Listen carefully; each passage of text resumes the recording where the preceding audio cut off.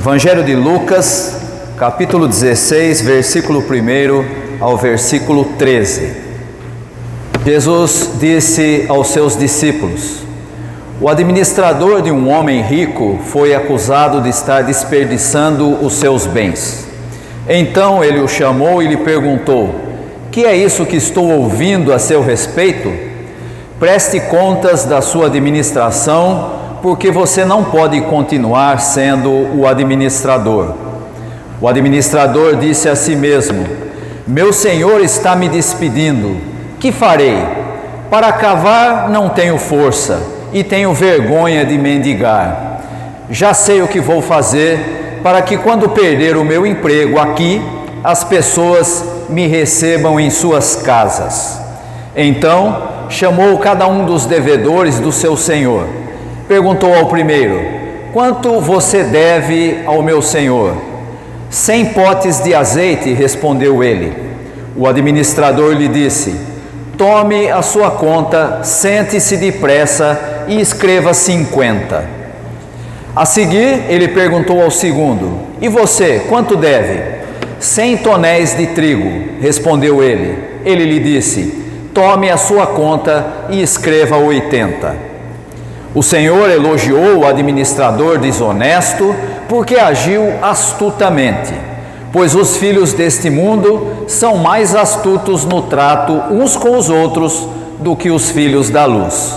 Por isso eu digo: usem a riqueza deste mundo ímpio para ganhar amigos, de forma que, quando ela acabar, estes o recebam nas moradas eternas.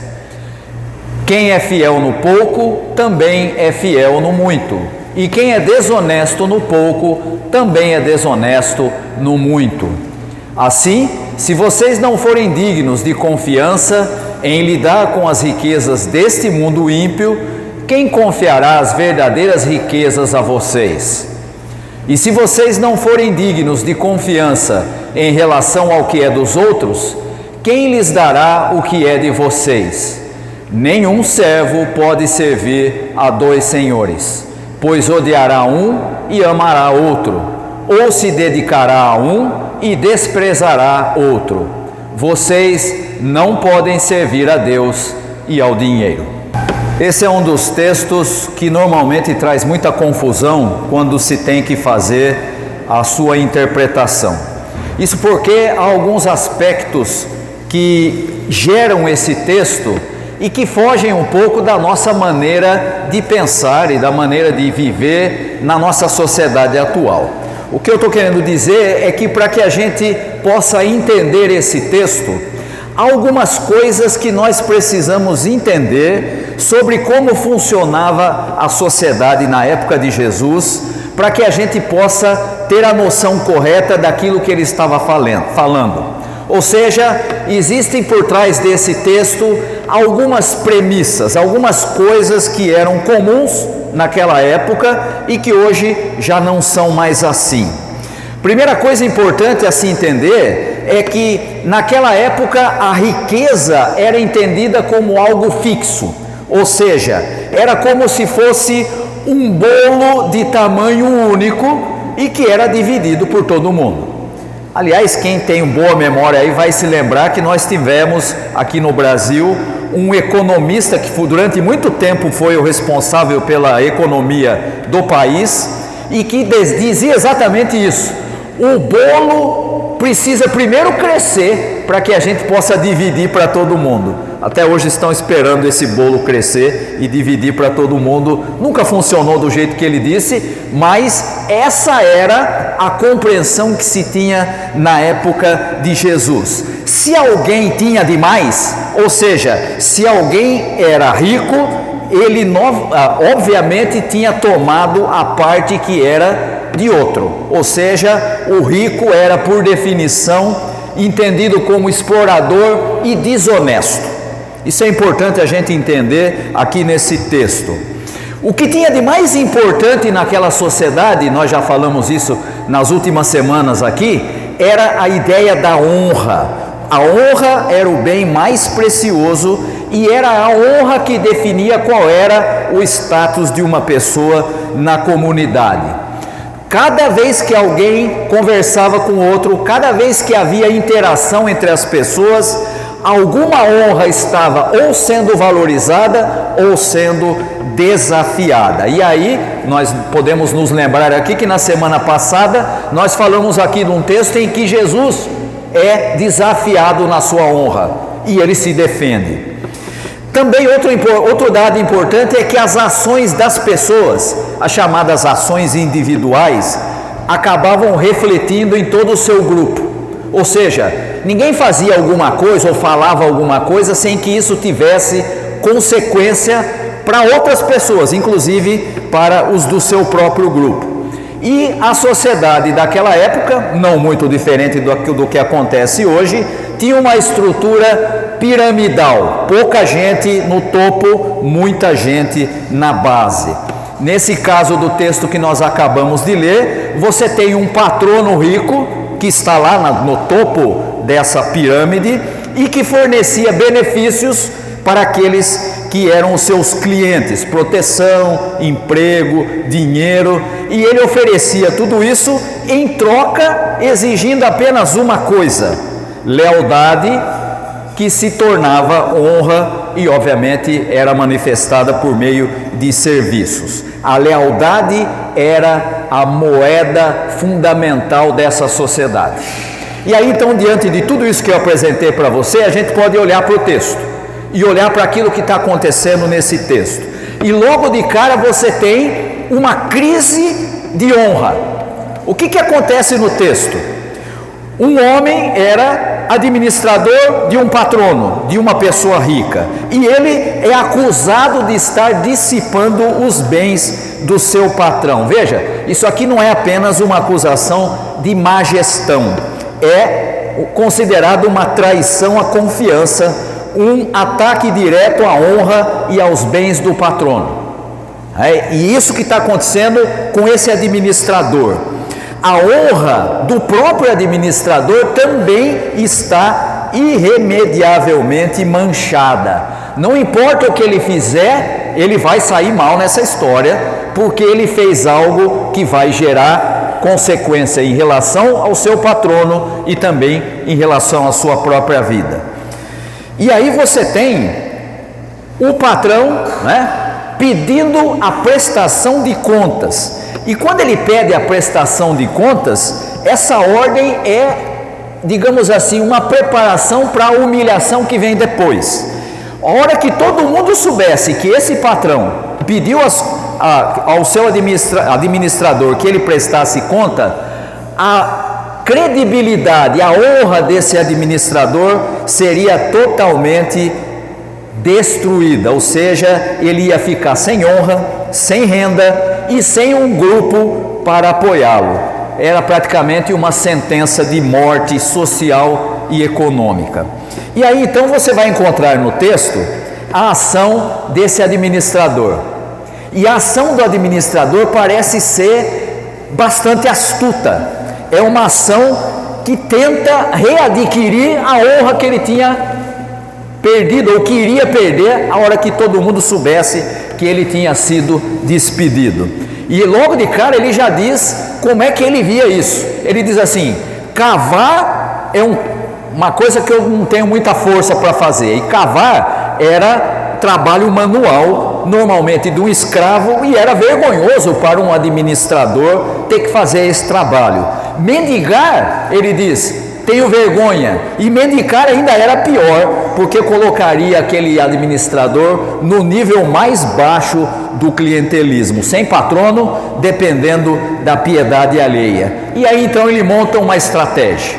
E a estratégia desse administrador é que é o foco desse texto.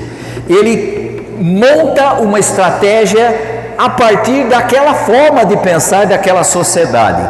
Ele pensa em um plano brilhante dentro das regras culturais. O que ele faz? Primeiro, ele usa a autoridade que ele ainda parece ter, antes que a demissão se tornasse pública, para criar uma rede de obrigação. Ou seja, o que ele faz? Ele primeiro começa a se tornar um tipo de patrono intermediário. Ele não tem a posição do seu patrão e ele também não tem a posição daqueles que eram clientes do seu patrão. Ele arruma um lugar ali no meio, e aí o que ele faz? Ele procura as pessoas que deviam ao seu patrão e começa a reduzir drasticamente a dívida que eles tinham, não com ele, mas com o seu patrão. Os devedores ficaram agora gratos a ele e não diretamente ao homem rico, que era o seu patrão, porque ele tinha reduzido as suas dívidas. Ele cria então uma posição intermediária que não existia. Segunda coisa que ele faz, ele constrói uma nova forma de honra. Agora ele não vai ser mais o administrador do seu patrão, mas ele faz com que esses clientes a quem ele abaixou o valor acabem ficando obrigados por ele, ou obrigados com ele, por honra, a recebê-lo em suas casas quando ele for demitida. Ele criou uma nova forma de honra, ou seja, já que eu não posso mais lidar com o meu patrão, o que eu vou fazer? Eu vou criar uma alternativa para ser recebido por aqueles que são devedores do meu patrão. Constrói um tipo de banco de honra. E a terceira consequência é que o patrão dele, nessa situação, ficou sem saída. Se ele diz, não, você não tem autoridade para fazer isso que você fez, ele ia ficar mal com os seus clientes, ia passar por alguém que estava explorando. E aí só restou ao patrão dizer o quê?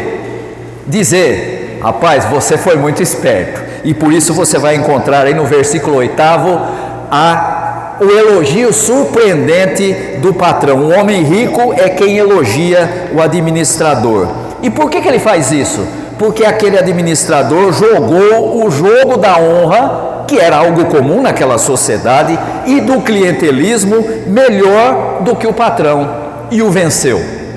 Venceu no jogo do próprio patrão, e por isso então ele recebe o elogio como um reconhecimento público dessa vitória, restaurando parte da sua honra. E aí então, depois de tudo isso, chega o comentário de Jesus. Até aí é uma história que Jesus está contando. Aí vem a interpretação que Jesus dá para essa história que ele está contando, os seus comentários, um tipo de aplicação teológica. Primeira coisa importante a entender é que Jesus aqui contrasta a astúcia dos que operam nos sistemas de valores humanos, que aí são honra, riqueza e poder, com a ingenuidade dos que buscam o reino de Deus. A lição aqui não é de ser desonesto. Jesus não está defendendo a desonestidade, mas ele está falando sobre ser igualmente sábio, perspicaz, estratégico quando se busca os valores do reino. E aí vem a frase de Jesus que é bastante enigmática. Ele diz assim: fazei amigos com a riqueza injusta. Espera aí, como é que é? Fazer amigos com a riqueza injusta? Essa é a chave. A riqueza injusta é ganha, e na época de Jesus era assim, e hoje não é diferente, é ganha em um sistema explorador de benefício limitado. Jesus diz: usem a mesma riqueza corrupta, não para ganho egoísta, mas para construir um sistema alternativo de patronagem.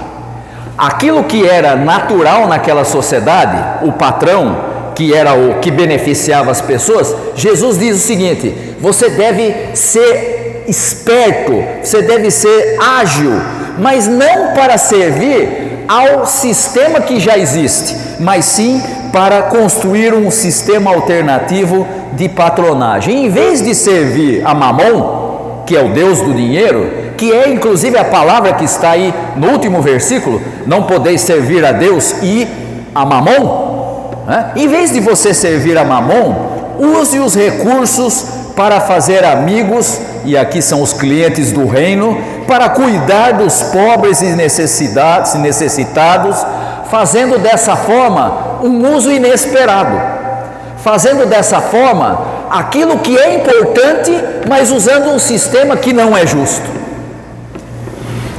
Só para que você não se perca nessa história, por que o pastor está falando sobre cuidar de pobres e necessitados, se o texto não fala nada disso? Lembra-se que Jesus disse: cada vez que vocês recebem a um desses pequeninos, é a mim que vocês recebem. Tem muita gente que quer servir a Deus, quer adorar a Deus, vamos servir a Deus, mas ele só pensa em Deus como alguém distante, ele não vê ninguém na sua frente, ele não vê a necessidade de absolutamente ninguém. Quando isso acontece, não está servindo a Deus, ele está servindo ao seu próprio interesse, apesar de parecer serviço a Deus.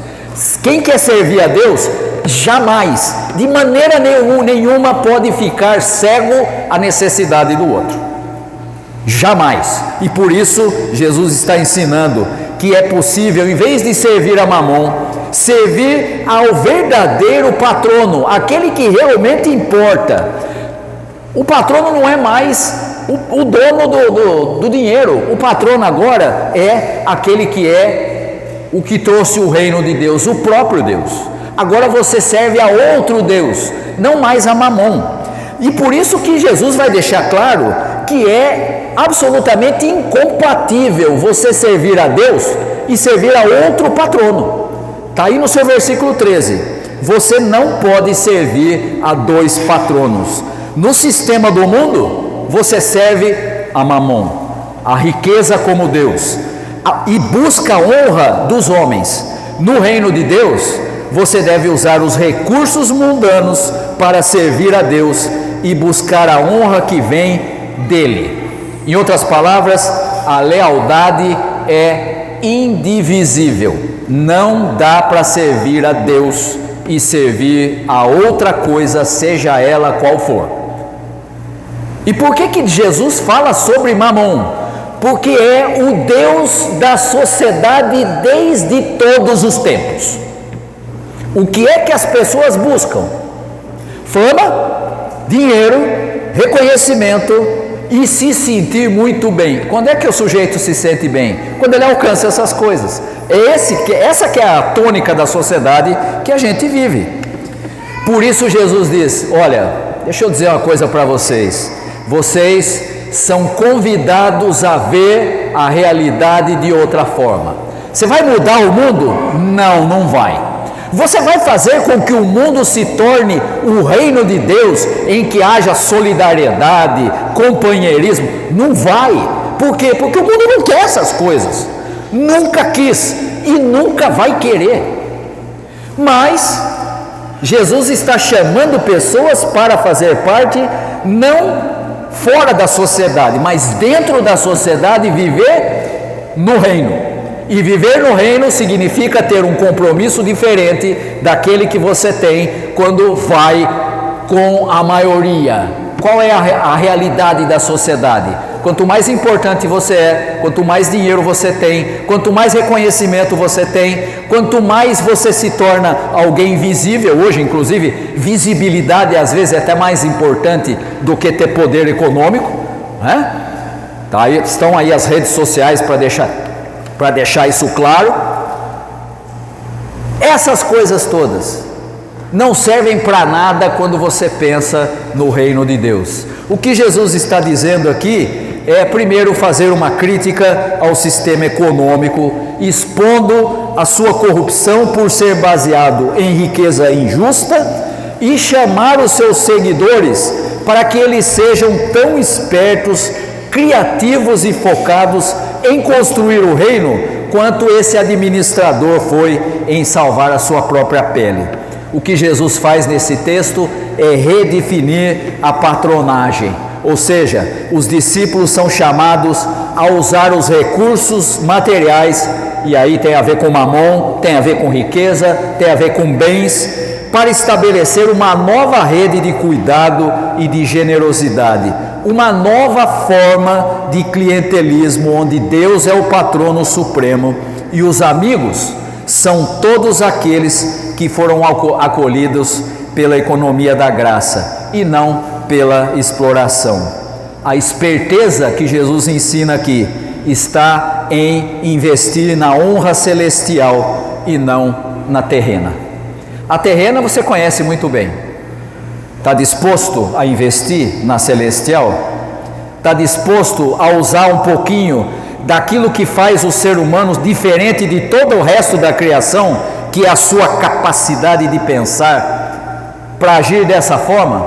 É aí que nós somos chamados. Jesus não está defendendo desonestidade nem nada. O que ele está dizendo é: use das coisas da cultura desse mundo para criar uma nova forma de relacionamento. Você não é desse mundo, você pertence a outro mundo, a outro reino, ao reino que o próprio Jesus diz: meu reino não é deste mundo. Nós podemos optar, viver por esse reino de Deus, ou podemos seguir com a maioria. Mas saiba, quando você está seguindo com a maioria, não é a Deus que você está seguindo, não é ao patrono celestial que você está servindo, você está servindo a Mamon, porque é impossível ser fiel a dois senhores. Ou você escolhe Deus, ou você escolhe o que quer que seja, ainda que seja Mamon. Que você escolha servir ao patrono celestial, que você escolha fazer parte do reino que Jesus trouxe. Que Deus os abençoe. Amém.